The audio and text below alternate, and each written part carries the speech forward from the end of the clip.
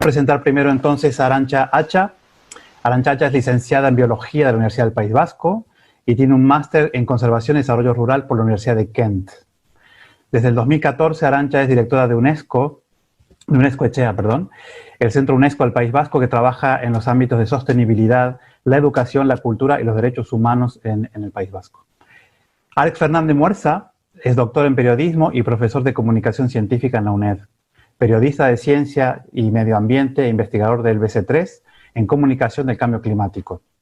Premio especial Euskadi de periodismo ambiental y además Alex es muy activo en las redes sociales. Bueno, Arantxa, ¿puedes comenzar un poco contándonos cuál es tu visión sobre este tema, por favor? Hablar un poco de cómo veo yo qué papel tiene o qué papel tenemos la sociedad civil en este proceso, ¿no?, de transición ecológica, del ecocentrismo y de una transición hacia un horizonte transformado.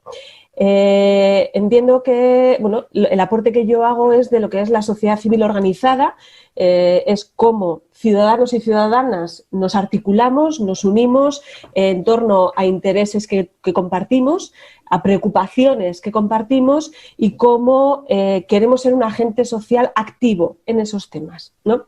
Si hablamos de la transición ecológica, el ecocentrismo, de poner el medio ambiente más en el centro o totalmente en el centro, siempre hablamos de cómo son los retos, ¿no? Cómo los retos a los que nos enfrentamos son complejos, son poliédricos y necesitan muchas miradas, con lo cual la mirada de una sociedad civil fuerte, comprometida, activa, también es fundamental.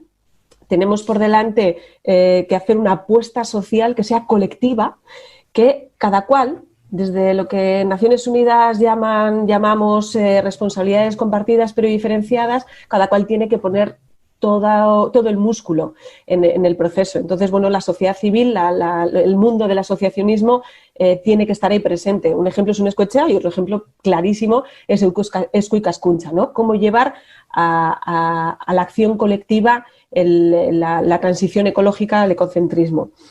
A mí me gustaría en este debate y también pues, por los ámbitos en los que trabajamos desde UNESCO Etxea, no solo hablar de ecocentrismo, sino de ecosociocentrismo, ¿vale? De meter el papel de la mirada social en esta reflexión, porque creo que van profundamente de la mano.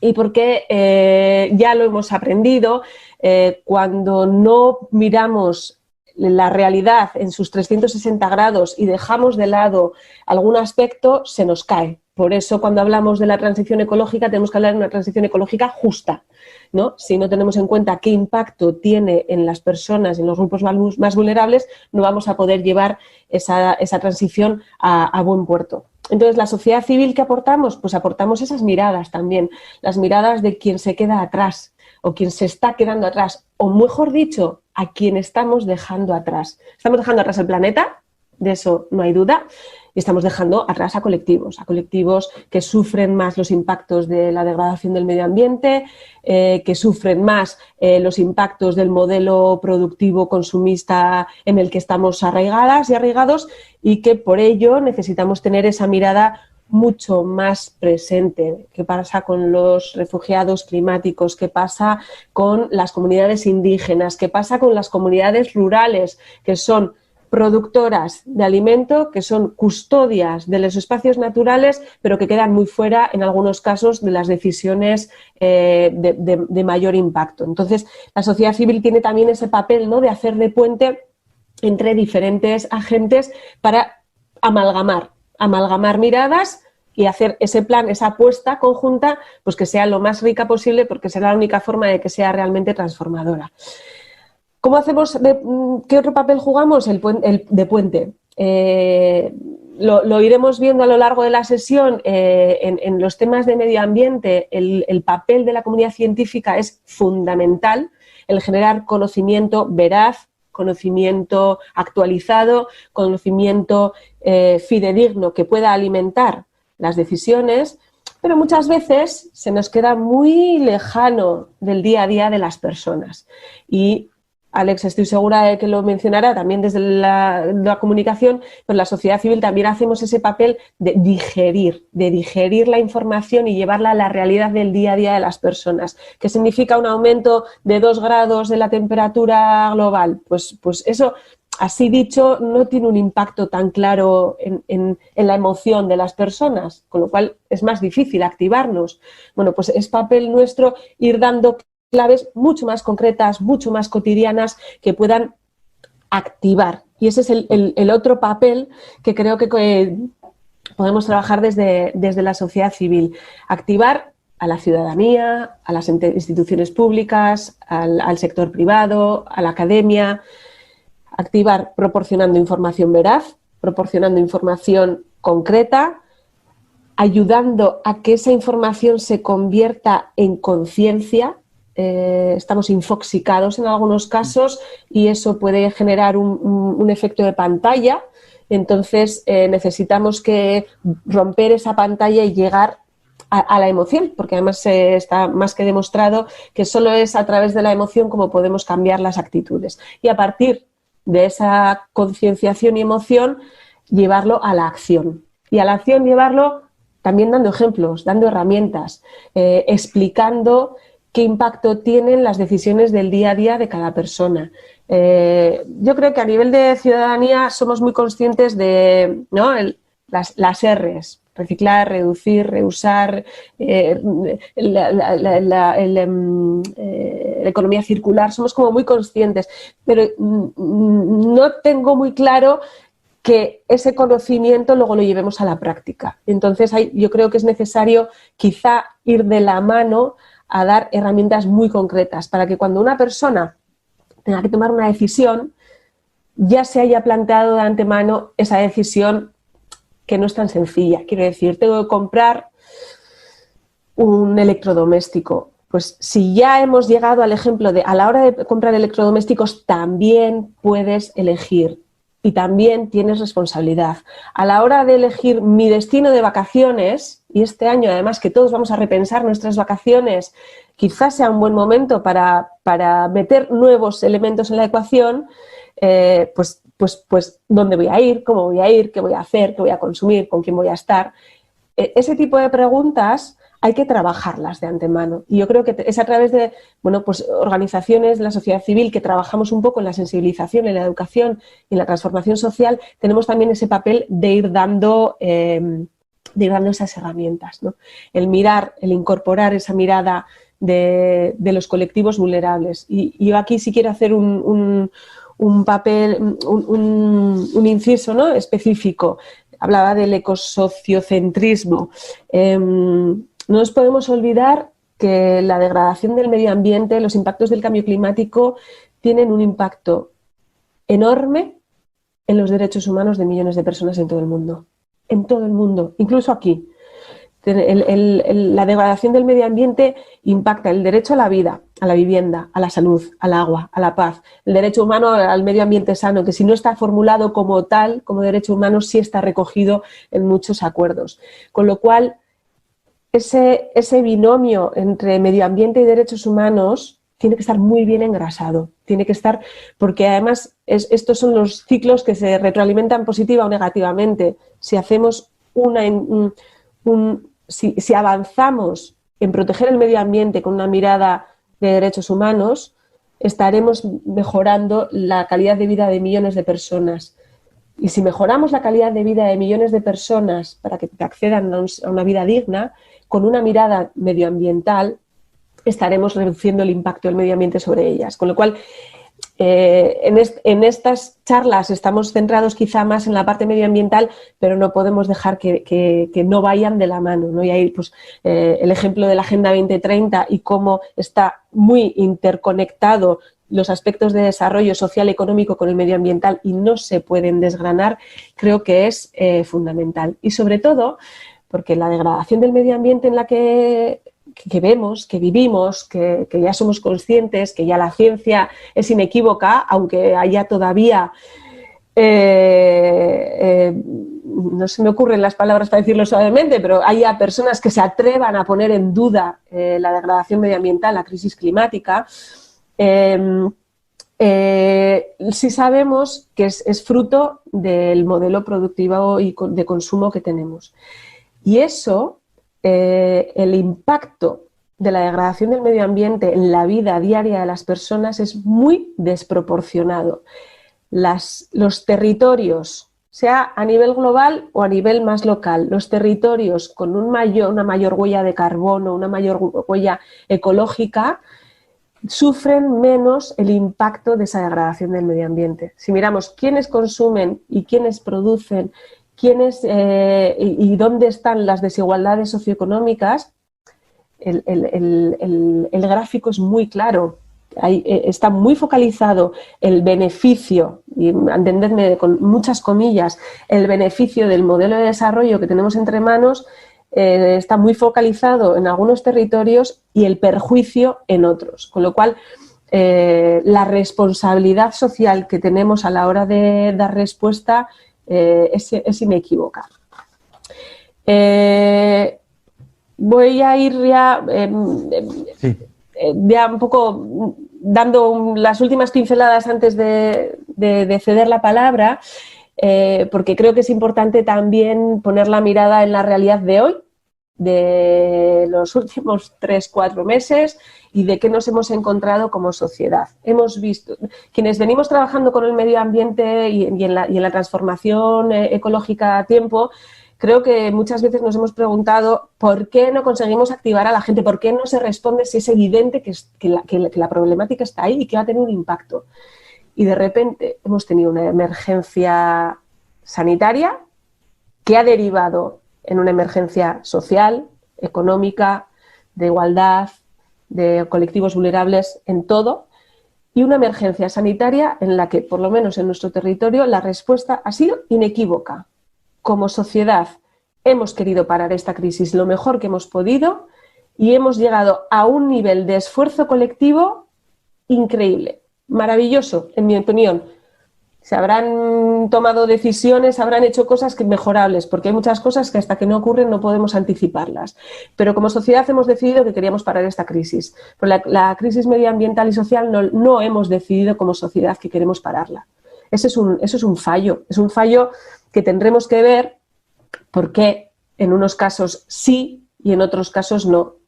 Entiendo que un punto fundamental es la urgencia, el factor tiempo. En una crisis sanitaria como la del COVID hemos visto el peligro en la puerta de casa. Tanto geográfica como temporalmente hemos visto las orejas al lobo muy cerca y hemos decidido que no queremos enfrentarnos a ese peligro, al peligro de no hacer nada. La pregunta es cómo podemos aprender de esto teniendo la evidencia científica que tenemos para el próximo peligro que sabemos que está ahí y que ya está, que ya es un hecho, querer también tomar las medidas colectivas para pararlo. Yo creo que hemos aprendido que se puede, evidentemente no a coste cero, y tendremos que ver en qué medida vamos a ser capaces de valorar el coste que va a tener el tomar medidas frente a la crisis climático, social, medioambiental y el coste de no tomarlas, que quizá venga más tarde el coste, pero que la evidencia nos dice que va a ser mucho más elevada. Yo estoy totalmente de acuerdo con lo que ha dicho Ara, ¿no? Por destacar dos aspectos de todo lo que ha dicho ella, o sea, desde luego la transición ecológica no va a poder ser ni transición ni ecológica si no es justa. Si no es justa. Estamos viendo, por ejemplo, con cada crisis cómo se acentúan las desigualdades. Ahora mismo, por ejemplo, con la del coronavirus también lo estamos viendo. La gente con más problemas está viéndose todavía en peores condiciones, ¿no? Y la crisis climática es igual, cualquier otra crisis. Y además todas estas crisis están interrelacionadas, por lo que comenta también Ara, porque es un problema que afecta a lo económico, que afecta a lo social, que afecta a lo ambiental, nos afecta a todos como sociedad. Entonces, cualquier cosa que surge, cualquier problema que surge, nos afecta a todos. Y además en un mundo tan global como el que vivimos ahora, está todo tan interconectado que cualquier cosa que creamos que está tan lejos nos va a afectar de alguna manera tarde o temprano, ¿no? Y eso también lo tenemos que percibir. Lo que pasa que el problema es eso, ¿no? La manera que tenemos de percibir los riesgos y los problemas, ¿no? Y las crisis, ¿no? Claro, no es lo mismo que tengamos delante, yo qué sé, un fuego que se te está cayendo la casa o que ves el peligro inminente. Como ser humano actúas, reaccionas y echas a correr, y da igual que seas de izquierdas, de derechas, de ultraderechas o ultras izquierdas, o seas ecologista o antiecologista.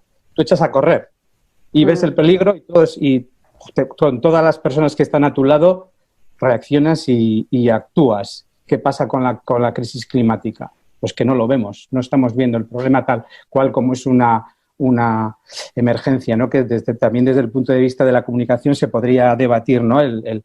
Si no es igual muy acertado utilizarlo como el término emergencia climática, ¿no? Porque no lo vemos como una emergencia, no es un incendio que estemos viéndolo, y por eso no reaccionamos y no nos lo creemos, ¿no? Eso es un problema. Y luego otra cuestión también es el tema de los conceptos, ¿no? Nosotros digo como personas que nos movemos en el mundo del medio ambiente, la sostenibilidad, el tema social, etcétera, pues controlamos, por supuesto, más o menos sabemos lo que es la transición ecológica, lo que es la sostenibilidad, los ODS, pero salimos de ahí, salimos de nuestros círculos, ¿no? Vamos a la gente de la calle, ¿no? Como se suele decir, a mi padre, a mi madre o a mi amigo, a los que nos encontramos a la calle, y ya la cosa cambia. Ya pues igual hay gente que ni lo sabe, ni le importa, él va a su día a día, le pregunta si recicla o no y dice, ¿qué es eso? ¿De qué me estás hablando? Y todos pensamos que somos súper verdes y que está avanzando la cosa, y que igual te lleva sorpresas cuando hablas con tu vecino o cuando hablas con un amigo que pensabas que era súper concienciado y resulta que él, pues no. Entonces, ahí está uno de los desafíos, ¿no? Que tenemos que hablar, bajarnos a ese terreno y hablar con el lenguaje de las personas de la calle, del día a día. Hablar de por ejemplo, qué ventajas tiene para cualquier persona el que actuemos contra la crisis climática. Aquí, por ejemplo, se han puesto ejemplos con el tema del coronavirus, ¿no? Cómo la gente ha podido ver desde sus ventanas, desde sus casas, pues bueno, la naturaleza, cómo la echaba de menos, o que la contaminación de las calles pues se ha disminuido. Bueno, se ha podido ver de alguna manera, que no es tampoco la real, ni mucho menos, pero sí que se ha podido entrever, o personas que hemos podido echar de menos mejoras ambientales en tu alrededor, ¿no? Y bueno, pues ¿por qué no aprovechar eso y decir, llamémoslo como queramos, transición ecológica, ODS, da igual, el concepto es lo de menos, es plantear qué queremos. Queremos mejorar como sociedad, queremos vivir en sitios más ecológicos, más justos, entre todos, con unas comunidades sociales, con los lazos más unidos, que todos nos apoyemos, que ayudemos no solo al que está aquí, sino a las personas que están allí. Y también incluso hasta desde un punto de vista egoísta, porque si ayudamos a los que están allí, nos ayudamos a nosotros también, ¿no? De alguna manera, ¿no? Este mundo seguimos tan globalizado. Si ayudamos, por ejemplo, a esos mercados de China que estaban allí haciendo todo esto con animales y no sé qué, si no nos cargamos la naturaleza que hubiera habido en esa zona y no hubiera saltado el patógeno, pues ahora no estaríamos hablando, por ejemplo, de una crisis de pandemia. Pero para eso hay que ser conscientes de que tenemos que no solo pensar en nosotros como vascos, como españoles, como europeos, sino pensar como seres humanos, como algo global, ¿no? Y eso es también lo que nos falta, ¿no? Pensar como humanidad en general. Da igual que seas de un lado, de otro, rojo, verde, azul. Y porque todos los problemas van a ser así, cada vez más globales, ¿no? Y nos vamos a tener que ayudar entre todos, queramos o no. Otra de las cuestiones que quería plantear era también eso, ¿no? Precisamente el hablar del tú a tú a la gente. Tenía aquí apuntado que me gusta un vídeo que animo a todas las personas que nos están viendo que lo vean. Ella es una climatóloga canadiense, se llama Katharine Hayhoe, Si buscáis, igual el nombre es un poco complicado, pero bueno, si buscáis en Google, googleáis la charla TED, lo más importante que puedes hacer para combatir el cambio climático es hablar de ello.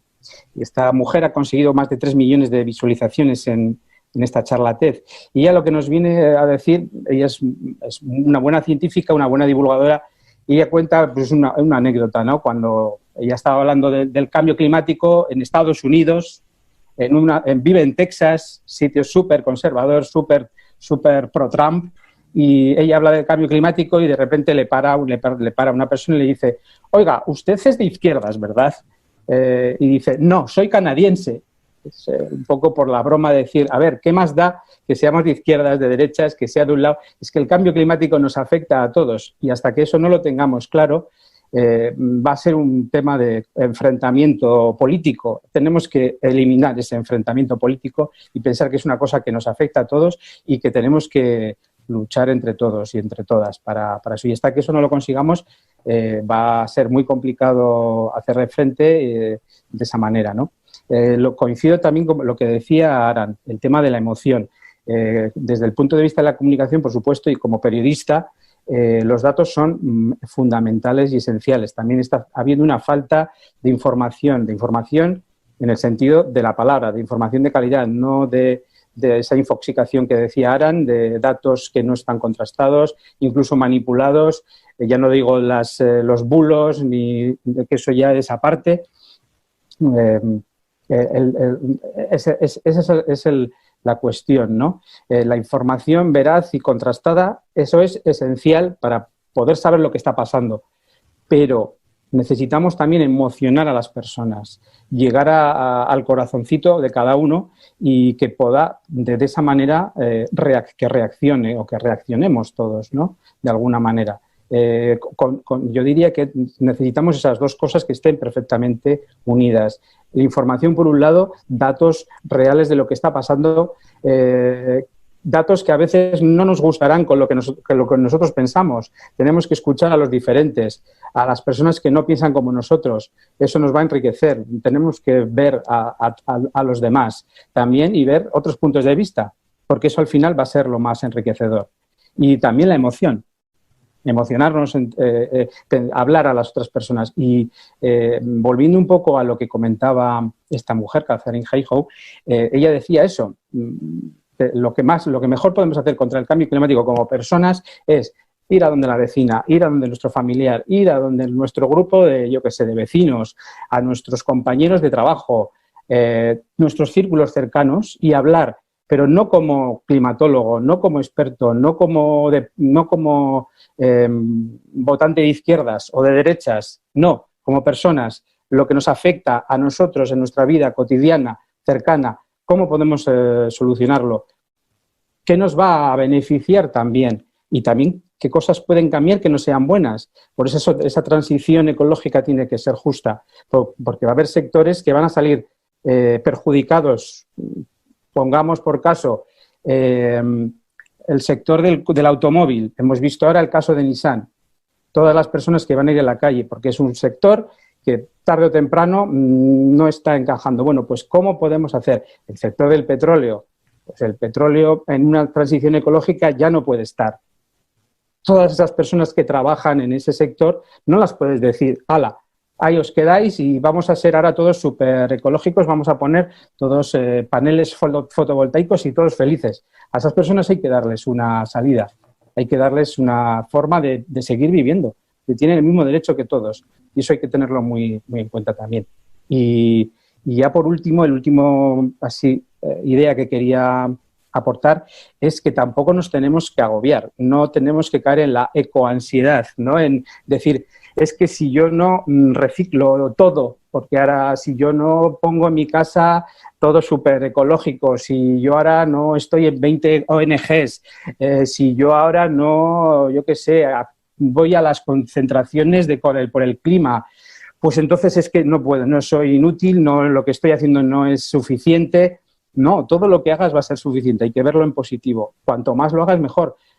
No te agobies, no pienses que no lo estás haciendo bien, porque puede pasar que al final digas, ¿para qué voy a hacer algo si no es suficiente? Y entonces dejas de hacerlo y entonces ahí ya es lo peor, porque ya paralizas.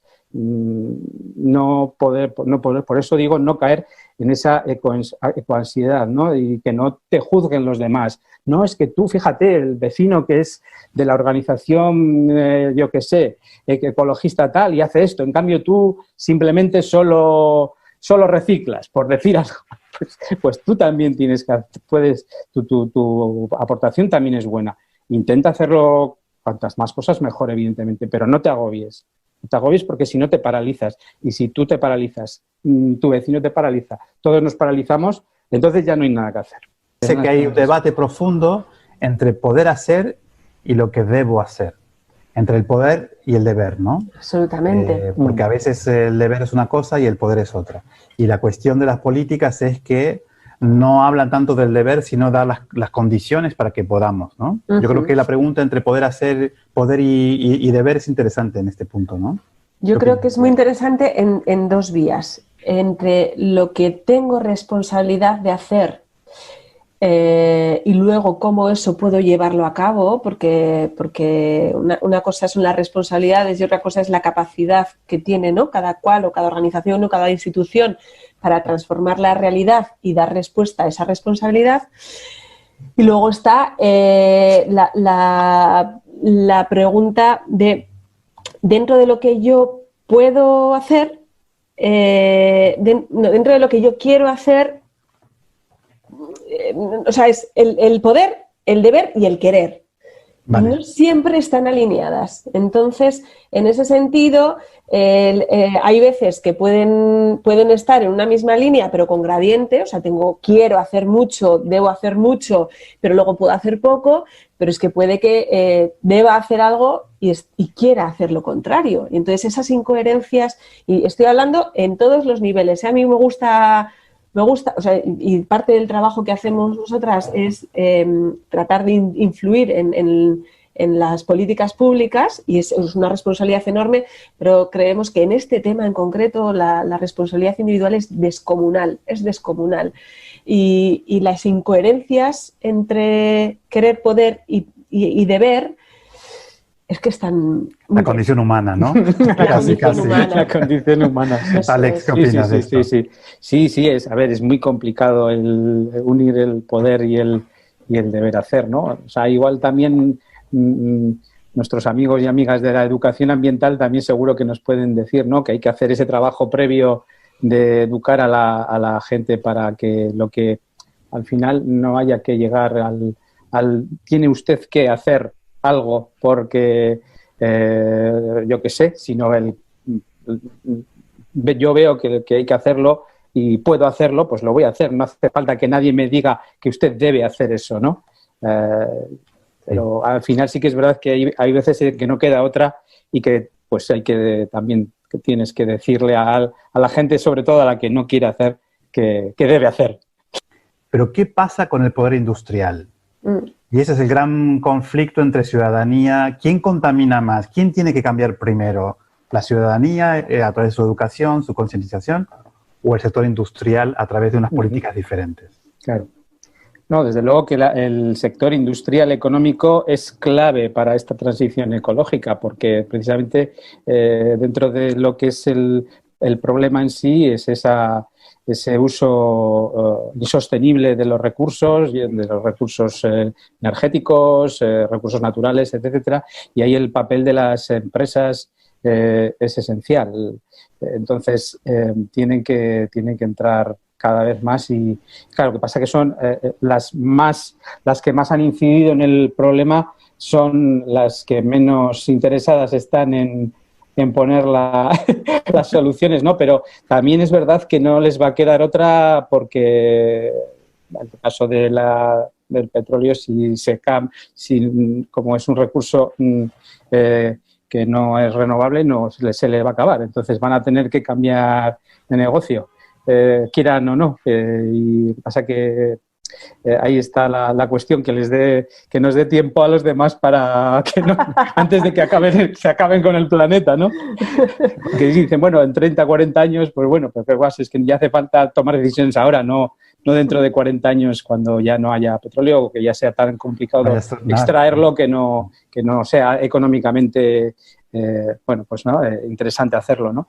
Pero sí que es verdad que por ponernos en positivo, hay un movimiento cada vez mayor de empresas, de grandes empresas, de también líderes empresariales que también hacen falta aquí, de decir, bueno, hay que cambiar esto aunque sea simplemente por una cuestión puramente egoísta, ¿no? De decir, este negocio ya no da más de sí, vamos a buscar otro negocio, ¿no? Los Rockefeller que antes pensaban en petróleo, ahora resulta que piensan en renovables porque ven que es el negocio que va a funcionar de verdad, no por cuestiones ecologistas o porque somos muy verdes, sino porque es un negocio que va a funcionar, porque ya está consolidado, porque es y encima, además, nos va a permitir vivir en unas condiciones mejores, ¿no? Entonces, pues es un buen negocio, ¿no? Estoy totalmente de acuerdo. Yo también voy a ir un poco por la parte positiva, porque la negativa ya la tenemos muy trillada y o sea, ya sabemos, entonces no aporta. Bueno, aporta y tiene que estar ahí, pero bueno, como me subo al carro del optimismo, ya a nivel internacional ya hay muchas pistas que la gran empresa, la gran transnacional, o no todas, ni mucho menos y ni siquiera las suficientes, pero los fondos de inversión están evolucionando porque se han dado cuenta de que la mecha corta también es rendimiento corto. Y ahí, bueno, pues hay un experto del Pacto Mundial, que es Javier Cortés, que es maravilloso y que os animo a escucharle y a leerle.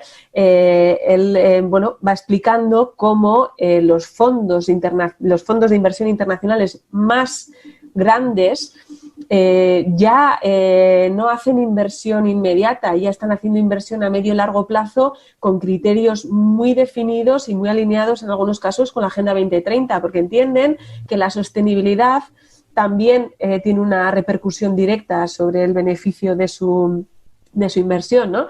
Entonces, bueno, ahí habrá que ir apostando por unos modelos que vayan más en esa dirección. Y de todas formas, cuando hablamos de la industria y industria y ciudadanía, ¿para quién produce la industria? En última instancia, ¿quién consume el producto de la industria?